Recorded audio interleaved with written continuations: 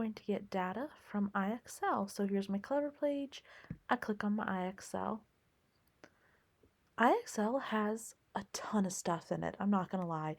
Like, I haven't even mastered this. I don't even have like half the knowledge of what this thing does. It has so much.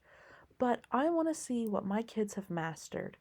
So I'm going to go to Analytics and I'm going to just click on it. And this is the page that loads. I want to go to Progress and Growth over here to the right-hand side. Click. And then it's actually going to tell me what my kids have practiced, what they're proficient on, and what they have mastered. If I scroll down, it'll actually break it down for each kid. And let's be super duper honest, we want to know what they're proficient and what they're mastered on. If I click on a kiddo, it will then break it down by the 4 subject content areas. Now let's say I want to get data like I do for my iReady. So it has so many options, but thankfully it has custom. So just like everything else, I'm going to do it from Sunday to Saturday. But y'all, look at this. They think we are in South America. They think we're in South America, and we are doing a calendar Monday to Sunday on this thing. So make sure you pay attention. So I click the 23rd, and then I'm going to go to the 1st. This totally threw me off the first time I did it. It automatically brings it up and it tells me what my kids, you'll see those numbers have changed. And of course, I can make that into an Excel spreadsheet because I just work better that way. Okay.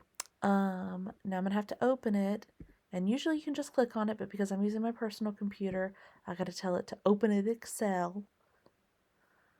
And then it breaks it down by kiddo. Now these are all the kiddos I teach, but it really awesome tells me how many questions they've answered, how many math skills they've practiced, how many they're proficient on, how many they have mastered. I already said that, so I think I read this one wrong. It's practiced, proficient, and mastered. And then if we move over, it gives it to me for ELA. If I move over, science and social studies. So then I can add it up and use this as another point of data tracking.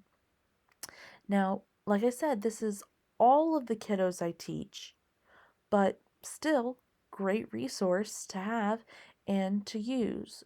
So let me X out of this, and then so here we are at what they have actually learned and what they have showed mastery of and how many skills they mastered last week alone. So really awesome. Another thing that we can use. I highly suggest going in here and just clicking. Just keep clicking because the amount of stuff it will bring up and show you is astounding. I hope you found this helpful.